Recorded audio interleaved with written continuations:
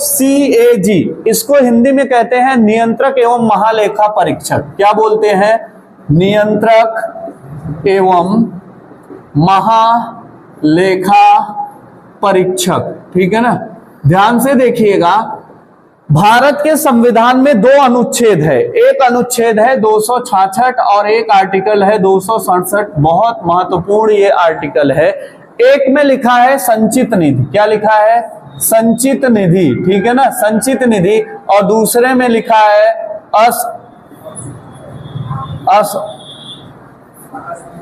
आकस्मिक निधि। मैं बोल नहीं पाता, ठीक है ना, आप लोग समझ जाइए। ठीक, एक है संचित निधि, एक है आकस्मिक निधि, मतलब जो जरूरत पड़ने पे। संचित निधि से क्या होता है, ध्यान से देखिए। भारत के संचित निधि से क्या क्या कार्य होता है, ठीक है ना। दोनों को बारे में समझेंगे तो CAG ज्यादा समझ में आएगा। हाँ, तुम सर्च मारती रहो, ठीक है ना।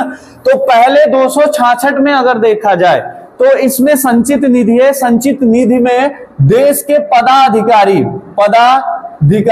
जैसे भारत के राष्ट्रपति हो गए, भारत के उपराष्ट्रपति हो गए, CAG हो गए, निर्वाचन आयुक्त हो गए जो चुनाव करवाते हैं, इन सभी की सैलरी भारत के संचित निधि से दी जाती है। समझ में आया कि नहीं आया? इसके अलावा देश में जितना भी कार्य होगा, रेलवे आएगा कि पुल बनेगा कि सड़क बनेगा, जो भी कार्य होगा भारत में विकास का कार्य, वो भारत के संचित निधि के द्वारा क्या होता है, किया जाता है। यही पे हमारा आपका पैसा, संचित निधि क्या है? हमने और आपने जो टैक्स दिया, उसी टैक्स को सरकार एक जगह इकट्ठा करके रखी है, उसी को संचित निधि कहा गया है। ठीक, तो संचित निधि से देश का विकास होता है, पदाधिकारियों का वेतन दिया जाता है। इसके अलावा एक और है आकस्मिक निधि। ये क्या होता है? अचानक में देश में विपत्ति आ जाए, जैसे केदारनाथ में सन 2013 में इतना भयंकर बादल फटा कि वहां के सब लोग जो है ऐसे गंगा जल में बहते बहते 200-400 किलोमीटर चले गए थे। वहां के आसपास के पूरे घर तबाह हो गए। अभी कुछ दिन पहले 2019 में केरल में इतना भयंकर भूकंप आया था कि केरल की 50% जितनी भी आबादी थी, बच तो सब गए थे क्योंकि सरकार ने हिंट दिया कि यहां से हट जाइए, नहीं तो आप बाढ़ की समस्या में डूब मरेंगे। तो सब लोगों ने घर छोड़ के चले गए। घर छोड़ के जाने के बावजूद वहां जो घर था वो पूरी तरीके से 50% घर तबाह हो गया। आप ये कोचिंग छोड़ के जा सकते हैं, आपकी जान बच जाएगी, लेकिन हो सकता है बाढ़ के बाद जब वापस आए तो ये कोचिंग ही ना रहे, पूरी तरीके से तबाह हो गया हो। ऐसे 50% लोगों का पूरा घर तबाह हो गया। तो सरकार की ये जिम्मेदारी बनती है केवल वोट लेके नेतागिरी न करे। उसकी जिम्मेदारी है कि जब भी देश में आपदा आए तो नागरिक के साथ खड़े हो, प्रत्येक नागरिक को घर दें, खाने की व्यवस्था करें, रहने की व्यवस्था करें, उचित संसाधन जो भी हो सके उनको मुहैया कराएं। तो ऐसा चीज जब देश में बाढ़ आ जाए, देश में भूकंप आ जाए, या देश में बादल ओदल फट गया, यानी प्राकृतिक आपदा जब भी होता है, ठीक है ना, कहीं पे बिजली गिरा 10-20 फाइनल हो गए, तो ऐसे लोगों को इसी निधि से क्या दिया जाता है? पैसा, मदद के रूप में पैसा।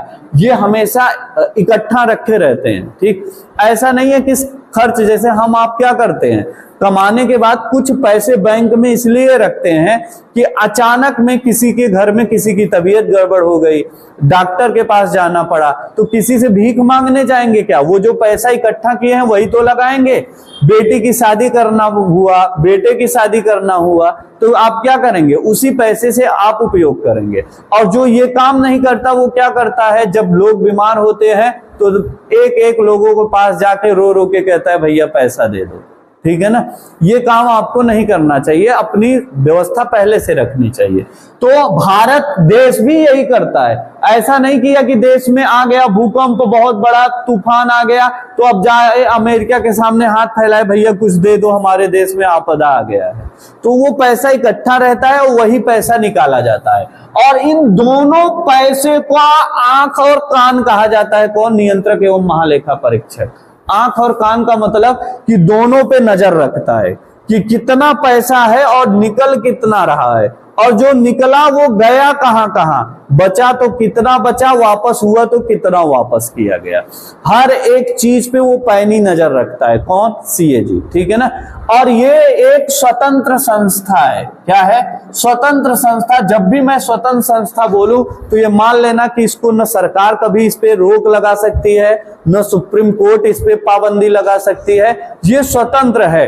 अगर आपको भारत के राष्ट्रपति ने नियंत्रक एवं महालेखा परीक्षक यानी सीएजी आपको चुन लिया तो दुनिया की कोई ऐसी ताकत नहीं, यहां तक कि अब राष्ट्रपति दोबारा अगर चाहे आपको हटाने के लिए तो वो हटा नहीं सकते। चुनेंगे, लेकिन चुनने के बाद वो 6 साल तक आपको टच नहीं कर सकते। ठीक है, तो ये चीज ध्यान रखिएगा। अब ये करता क्या है, ध्यान से देखिए, इसका काम क्या है। इसका काम है लेखा का काम करना। ये केंद्र में भी करता है और राज्य दोनों में करता है लेखा का काम। लेखा मतलब क्या होता है? हिसाब किताब। क्या कहते हैं उसको? हिसाब किताब।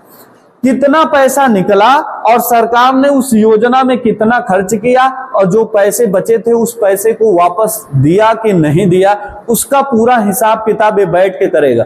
कुछ बोलेगा नहीं, न रोकेगा कि क्यों ऐसा कर रहे हो। इसका काम है जितना लिखा एंट्री करे, जहां खर्च हुआ उसका पूरा डाटा एंट्री करे, और एंट्री करने के बाद सरकार ने कितना निकाला, कितना खर्च किया, वापस कितना किया, हर एक डाटा लिखेगा। लिखने के बाद अपना रिपोर्ट अगर केंद्र का डाटा है तो राष्ट्रपति को सौंप देगा। क्या करेगा? राष्ट्रपति को देगा। अब राष्ट्रपति इनका रिपोर्ट लेंगे। राष्ट्रपति जी जब सीएजी का रिपोर्ट लेंगे तो रिपोर्ट लेने के बाद ये पूरी की पूरी रिपोर्ट ले जाके संसद में रखेंगे। यानी कहां रखेंगे? लोकसभा में रखेंगे, और लोकसभा में बहस होगी। विपक्ष वाले चिल्लाएंगे कि ये इतना निकला, इतना खर्च हुआ तो इतना कहां गया। इसी पे खूब बहस होती है, उठापटक होती है। और जितने भी घोटाले आपको पता चलता है, 2G घोटाला, कोयला घोटाला, ठीक है ना, जितने भी चारे घोटाले, जितने भी घोटाले होते हैं वो सारे घोटाले को उजागर करता है सीएजी। सीएजी आज चाहे तो आज बड़े बड़े प्रधानमंत्री का सरदर्द बन सकता है। आज एक रिपोर्ट दे और कह दे नरेंद्र मोदी गवर्नमेंट ने 2000 करोड़ रुपए निकाला, लेकिन उसका हिसाब मेरे पास नहीं है, ना सरकार मुझे दे रही है। इतने में तो पूरा देश चिल्लाने लगेगा 2000 करोड़ रुपया गया कहां से। ठीक है ना। तो ये बहुत बड़ा पद है, इसको सामान्य मत समझिए। ये तब तक सरकार के अंडर में रहता है जब तक इसकी नियुक्ति नहीं है, क्योंकि नियुक्ति करने का प्रोसेस सरकार के ही हाथ में है। अगर सरकार नियुक्त कर दिया तब आप स्वतंत्र हो गए। आप कुछ भी कर दीजिए, फिर सरकार आपको बाहर नहीं कर सकती। ये चीज ध्यान रखिए। अब होता क्या है, जितने भी घोटाले हैं वो उजागर ये करता है। मैंने यहां लिखा केंद्र और राज्य दोनों, ये दोनों जगह काम करता है। केंद्र में क्या करेगा, तुरंत रिपोर्ट पूरा खाका तैयार करके राष्ट्रपति को देगा, राष्ट्रपति संसद भवन में पेश करेंगे। और जबकि राज्य, जो राज्य का होगा लेखा वाला काम, वो राज्य का लेखा का काम तुरंत बना के राज्यपाल को देगा और राज्यपाल विधानसभा में प्रस्तुत करेंगे।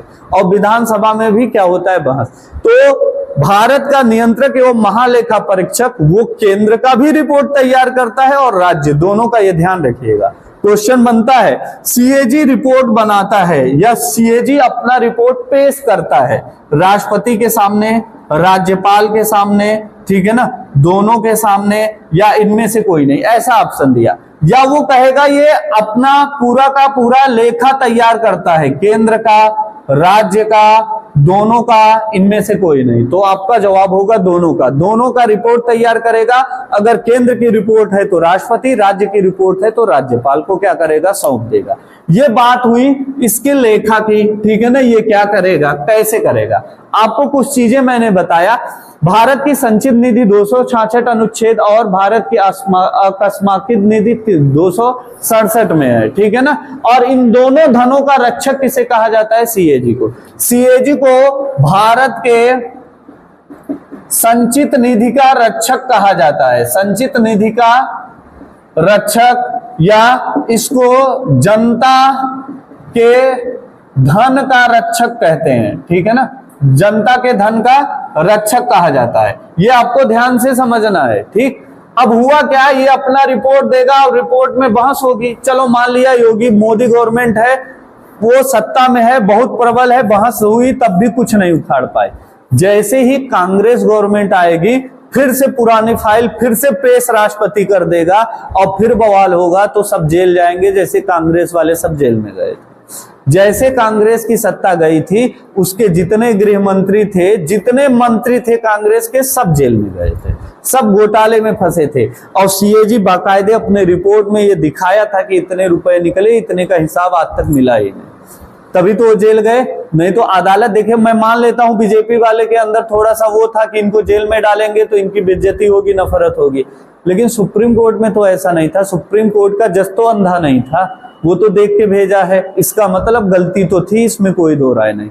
अब जैसे बीजेपी गवर्नमेंट जाएगी तो बीजेपी वाले में पकड़ा जाएगा कौन दूध का धुला है और कौन कितना डिफाल्टर है, ठीक है ना।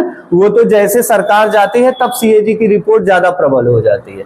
अब ध्यान से देखिए, डॉक्टर भीमराव अंबेडकर ने सीएजी पद को सबसे महत्वपूर्ण अधिकारी का पद बोला। आपसे पूछेगा संविधान की आत्मा भीमराव अंबेडकर ने किसे कहा? अनुच्छेद 32 को कहा। भीमराव अंबेडकर ने किसको संविधान का सबसे प्रमुख अधिकारी बोला है? तो सबसे प्रमुख अधिकारी सीएजी को बोला, ठीक है ना। प्रमुख अधिकारी डॉक्टर भीमराव अंबेडकर ने किसको बोला? भारत के सीएजी को बोला कि भारत का सबसे प्रमुख अधिकारी कौन है? सीएजी। अगर ये चाहे तो भारत के जनता का पैसा लूटा दे, फ्री में बांट दे, और ये चाहे तो 1 रुपए भी टैक्स का पैसा बर्बाद ना होने दे। इसीलिए कहा गया हमारे और आपके पैसे का रक्षक कौन है? सीएजी है। इसको ध्यान से समझिए। इसके नियुक्ति के बारे में बात करते हैं। नियुक्त करते हैं राष्ट्रपति जी। कौन करते हैं? राष्ट्रपति। और राष्ट्रपति मंत्रिपरिषद की सलाह से कोई काम नहीं करते। तो मंत्रिपरिषद होता है यानी प्रधानमंत्री के जितने भी मंत्री होंगे वो सब जिसको बोलेंगे उसी को बनाया जाएगा। क्या बनाया जाएगा? सीएजी। ठीक। तब आप कहेंगे सर ऐसे सरकार अपने आदमी को सीएजी बना देगा। अपने आदमी को तो बना देगा, वो रिपोर्ट भी बना देगा, लेकिन अगर वो आदमी, जैसे मान लीजिए मैं बहुत बड़ा बीजेपी का समर्थक हूं, मुझे सीएजी बना दिए। अब सीएजी मैं जैसे ही बनूंगा तो 6 वर्ष तक, अब अगर वो चाहे भी तो मुझे हटा नहीं सकते। और अगर मेरी विचारधारा बदल गई और बीजेपी को ये लगा कि अब इसकी दिखाएंगे भाई जो सत्यता है, हम अपने कर्म और कर्तव्य पे खड़े रहेंगे, तो सही चीजें अगर मैं निकाल के बीजेपी की गलती भी बताऊं तो फिर वो मेरा कुछ उखाड़ नहीं सकती। ये संविधान में सबसे बड़ी कमी है, ठीक है ना, मेरे हिसाब से। ठीक। अगर मेरा बस चले, और ये नेता कभी करेंगे नहीं, और ये सारे काम संसद से होगा, और संसद में जितने बैठे हैं सब नेता बैठे हैं।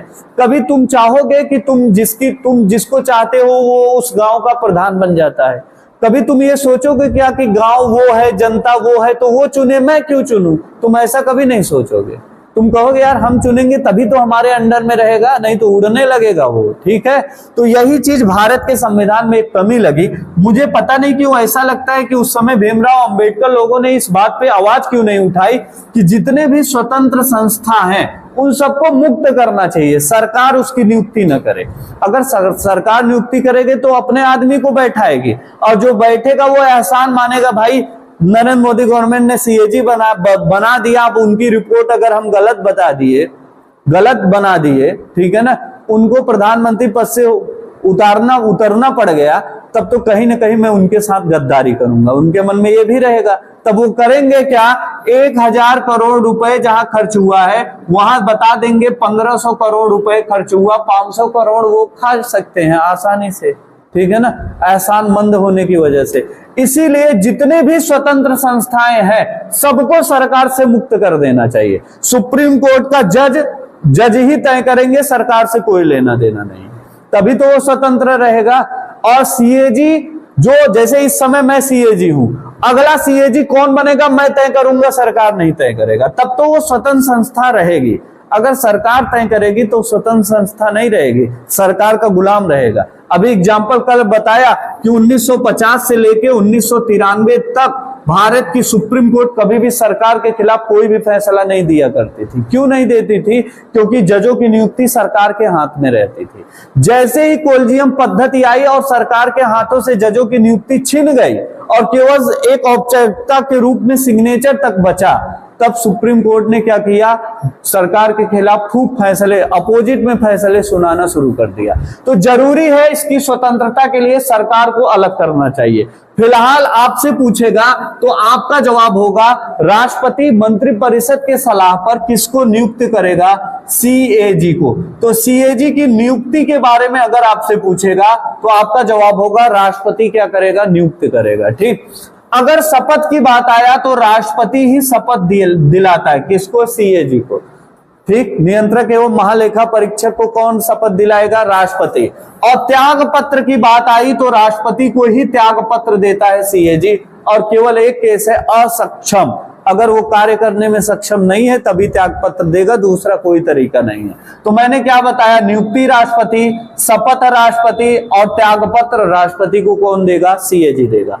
अब आते हैं इनके कार्यकाल के बारे में बात करें तो कार्यकाल होता है 6 वर्ष, 65 वर्ष की पूरी होने तक, 65 वर्ष की पूरी। जैसे एग्जाम्पल मैं देता हूं, अगर मैं 50 साल का हूं और मैं सीएजी बन गया तो मैं 56 साल की उम्र तक क्या करूंगा, सीएजी, भारत का सीएजी रहूंगा। ठीक है ना। लेकिन 1 मिनट के लिए मान लीजिए मेरी उम्र है 61 वर्ष और मैं भारत का सीएजी बना, तो एक शर्त और है, 65 साल में रिटायर करना पड़ेगा। अगर मैं 61 साल का हूं और सीएजी बन गया तो सीएजी 6 साल के लिए बनते हैं, यानी मुझे 61 में 6 जोड़ेंगे तो 67 साल की उम्र तक बना रहना चाहिए, लेकिन ऐसा नहीं होता। 61 में बनेंगे तो जब 65 होगा तभी आप रिटायर हो जाएंगे। यानी कितने साल काम करेंगे, तब 6 साल नहीं, तब केवल 4 वर्ष। तो कहने का तात्पर्य जो भी चुना जाएगा वो 6 वर्ष के लिए चुना जाएगा, लेकिन खुदा न खास्ता उसकी उम्र ऐसी हो गई कि 4 साल या 3 साल में वो 65 साल का हो गया। अगर 62 साल का है तो 3 साल में 65 पूरा हो जाएगा, तो 65 पूरा होते ही रिटायर हो जाएगा। ठीक है ना। तो उसके अगर कार्यकाल की बात करेंगे तो कार्यकाल 6 वर्ष होता है और 65 वर्ष की उम्र में उसको रिटायर कर दिया जाता है। ये बात क्लियर हुई कि नहीं, किसी को दिक्कत है यहां तक, नहीं। आइए देखते हैं इसको हटाने की प्रक्रिया। आइए पहले और लास्ट को देख लें। पहले भारत के जो सीएजी बने थे उनको क्या कहते हैं, नरहरि राव। भारत के जो पहले सीएजी बने उनका नाम है नरहरि राव। और भारत के जो लास्ट यानी वर्तमान, क्या वर्तमान में जो सीएजी हैं वो कौन है, गिरीश चंद्र मुर्मू। ठीक है ना, गिरीश चंद्र मुर्मू इस समय है। गिरीश चंद्र मुर्मू की नियुक्ति आप जरा देख लीजिएगा गूगल पे, ये 14वें नंबर के होंगे। ठीक है ना। इनकी नियुक्ति सन 2020 अगस्त में हुई थी। ठीक है ना। तो उम्मीद है 26 तक अभी यही रहेंगे, अगर उम्र इनकी पूरी नहीं हुई तो। ठीक, तो गिरीश चंद्र मुर्मू भारत के 14वें, देख लीजिएगा। ठीक, 14वें क्या है, भारत के नियंत्रक एवं महालेखा परीक्षक यानी सीएजी हैं। ठीक है ना। अब सीएजी की कुछ पावर होती है, उस पावर को समझिएगा। इसकी सबसे बड़ी पावर कि केंद्र और राज्य, ठीक है ना, दोनों का लेखा का काम करेगा। केंद्र को राष्ट्रपति को देगा और राज्य का किसको देगा, राज्यपाल को। अगर मान लीजिए मुख्यमंत्री को किसी कार्य में, किसी लेखा जोखा में मान लीजिए कुछ समझ में नहीं आया, किसी भी राज्य को कोई भी लेखा का कार्य, अब प्रदेश इतना बड़ा है, इतने लंबे चौड़े आंकड़े होते हैं कि वो लोग आपस में ही परेशान हो जाते हैं, चकमा खा जाते हैं, कैसे बनाऊं इसका हिसाब किताब। तो कभी भी राज्य को अगर कोई हिसाब किताब बनाने में कोई दिक्कत हो रही है तो सीएजी क्या करता है, उनको हिंट देता है कैसे आपको करना है। ठीक है ना, आइडिया बताता है। अगर राज्य सरकार कहेगी तो सीएजी उसका रिपोर्ट खुद तैयार करेगा। किसी चीज का हिसाब किताब सरकार नहीं कर पा रही है तो सरकार के पास यानी राज्य गवर्नमेंट और केंद्र गवर्नमेंट के पास ये अधिकार है कि अपना लेखा का काम सीएजी को दे दे और कह दे ये आप पूरा लेखा तैयार करिए। ठीक है ना। और सीएजी का धर्म है कि निष्पक्ष, वो सरकार के पक्ष में नहीं, जो सत्यता है उस सत्यता को अपने कलम के माध्यम से करे। दूसरी चीज, ये लेखा जोखा केंद्र और राज्य में एक ही आदमी नहीं है, झोला टांगा है 28 राज्य और पूरा देश का हिसाब किताब झोले में लिख के भर लिया है, नहीं। उसके एक छोटे छोटे अधिकारी होते हैं जिसको वो भेजता है लेखा करने के लिए। तो जितने उनके अंडर के अधिकारी रहते हैं उन सभी का हेड कौन रहता है? सीएजी। वो जैसे आदेश करेगा वैसे वो अधिकारी क्या करेंगे? लेखा बनाएंगे। और सीएजी उसको अपने से बिना चेक किए, बिना हिसाब किताब किए उसको सदन के पटल पे यानी राष्ट्रपति या राज्यपाल के पास नहीं भेजता। वो उसकी जांच करेगा, जांच करने के बाद राष्ट्रपति या राज्यपाल के पास भेजेगा। ठीक है ना। हटाने की प्रक्रिया जरा ध्यान से सुनिएगा, कैसे हटते हैं। संसद में यानी लोकसभा और राज्यसभा कहीं से भी हटाया जा सकता है, चाहे लोकसभा हो चाहे राज्यसभा। लेकिन शर्त यह है कि अगर लोकसभा में है तो 100 आदमी और राज्यसभा में है तो 50 आदमी पहले से सिग्नेचर कर दें। महाभियोग जैसी प्रक्रिया, महाभियोग नहीं लिखा है, महाभियोग जैसी प्रक्रिया के द्वारा किसे हटाया जाता है? सीएजी को। तो 100 आदमी लोकसभा के ये कह दें कि क्या हो, सीएजी को हटाया जाए। ठीक, इसके 5 चरण होते हैं, 5 चरण में हटाया जाता है। पांचों चरण देखिएगा क्या होता है ध्यान से। 1 2 3 4 5। पहले चरण में क्या होगा कि अगर राज्यसभा में आएगा तो शर्त यह होगा 50 आदमी उसका समर्थन करे। अगर लोकसभा में आएगा तो 100 आदमी उसका समर्थन करें, यानी 50 या 100 इन दोनों में से कोई एक। अगर लोकसभा में आया तो 100, अगर राज्यसभा में आया तो 50। इतने लोगों का समर्थन मिलेगा तभी सदन के पटल पे रखा जाएगा महाभियोग की प्रक्रिया, वरना नहीं। और ये जैसे हुआ, 1 मिनट के लिए मैं लोकसभा मान के चल रहा हूं। सबसे पहले 100 लोगों ने सिग्नेचर कर दिया अपना कि हाँ गिरीश चंद्र मुर्मू को पद से हटाना चाहिए, या सुप्रीम कोर्ट के जो मुख्य न्यायाधीश हैं उनको यानी डीवाई चंद्रचूड़ को क्या करना चाहिए? हटाना चाहिए। ठीक, इतने लोगों ने जैसे ही सिग्नेचर किया, अब दूसरा चरण में क्या होता है? जो सदन का सभापति, अगर लोकसभा है तो लोकसभा का अध्यक्ष और राज्यसभा होता तो राज्यसभा के सभापति यानी उपराष्ट्रपति, वो तय करेंगे, वो अपनी खोपड़ी से तय करेंगे कि ये जो आरोप लगा है ये आरोप सही है या गलत है। ठीक है ना। ऐसे हमारे 3 जजों पे लगाया गया है आरोप। ठीक है, तो 16 गलतियां उनकी दिखाई गई है। तो हुआ क्या, इसमें लोकसभा का जो सभापति होगा, जो अध्यक्ष होगा, वो अध्यक्ष पढ़ेगा कि ये आरोप सही लगा है कि नहीं लगा है। ठीक, अध्यक्ष के नजर में लगा ये आरोप गलत है, चाहे राज्यसभा का उपराष्ट्रपति हो चाहे लोकसभा का अध्यक्ष। लोकसभा में आएगा तो लोकसभा अध्यक्ष तय करेगा, राज्यसभा में जाएगा तो उपराष्ट्रपति तय करेगा। जैसे ही देखा कि ये आरोप मुझे गलत लग रहा है, ठीक, मैं अध्यक्ष हूं, मैंने कह दिया कि ये जो आप आरोप लगाए हटाने का ये सरासर गलत आरोप है, और सभापति जैसे गलत आरोप सिद्ध कर देगा आगे की प्रक्रिया बंद हो जाएगी, अर्थात जो व्यक्ति है वो व्यक्ति अपने पद पे बना रहेगा। ठीक, इतनी पावर होती है लोकसभा अध्यक्ष या उपराष्ट्रपति।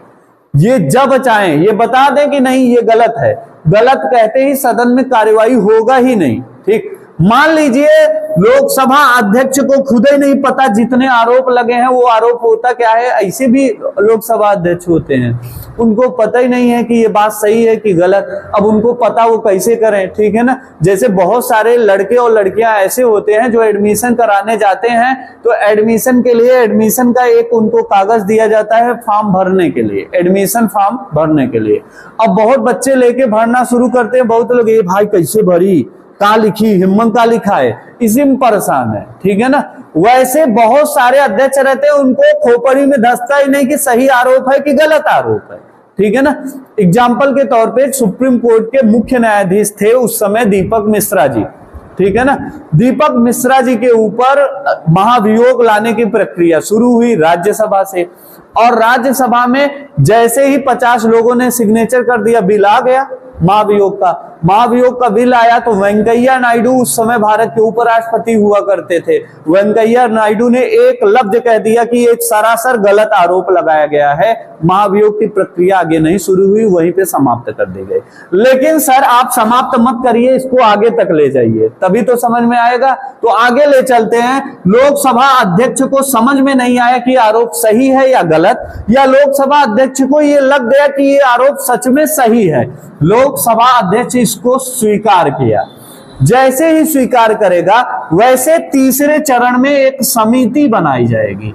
ये जो समिति होगी, ये समिति में चीफ जज, एक जैसे मान लीजिए मुख्य न्यायाधीश के ऊपर आरोप लगा है, ठीक है ना, तो जो सबसे बड़ा वरिष्ठ न्यायाधीश अपने कार्यकाल के अनुसार, उम्र के अनुसार नहीं, जो सबसे ज्यादा सुप्रीम कोर्ट में जज के रूप में काम किया है उसको अध्यक्ष बनाया जाएगा। और अध्यक्ष के अलावा एक आदमी रहेगा जो विधि का ज्ञाता रहेगा। क्या रहेगा? विधि का ज्ञाता। और एक आदमी होगा जो राष्ट्रपति के नजर में बहुत बड़ा कानून का ज्ञाता होगा, ठीक है ना। यानी दो जज रहेंगे, एक वरिष्ठ जज और एक अन्य जज, और एक आदमी ऐसा रहेगा जो विधि का ज्ञाता होगा। वो जज नहीं होगा लेकिन कानून के बारे में जानता है।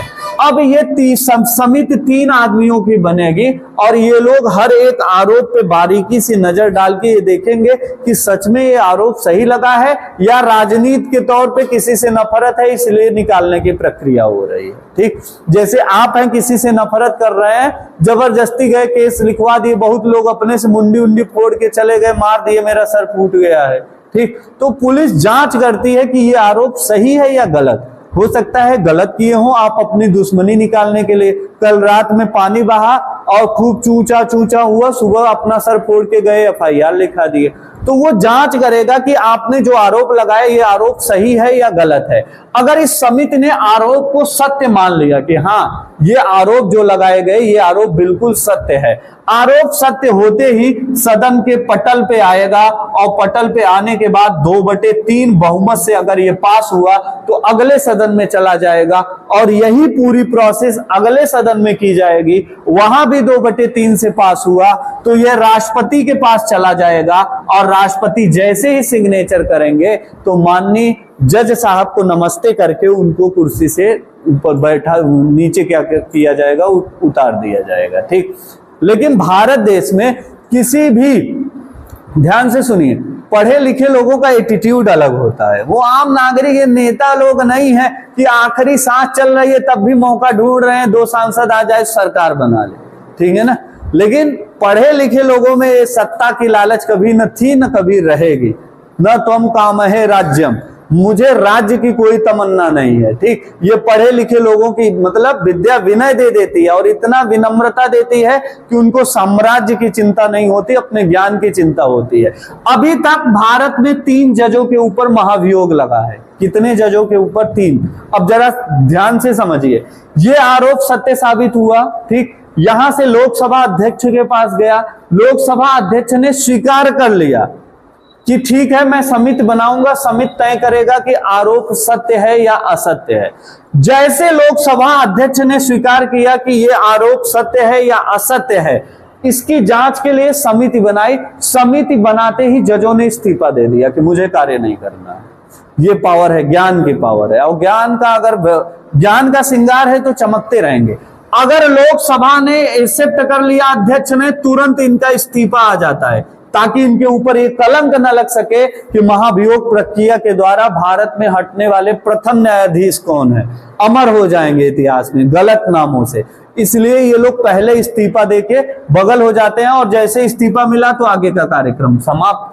एक जज ऐसा था जो समिति का इंतजार किया कि समिति क्या रिपोर्ट देगी। समिति ने रिपोर्ट दिया कि इसका आधार बिल्कुल सत्य है। जैसे ही इसने सत्य कहा वैसे ही उनको जज साहब को नोटिस गई, आप आइए संसद भवन में अपनी बात रखने के लिए।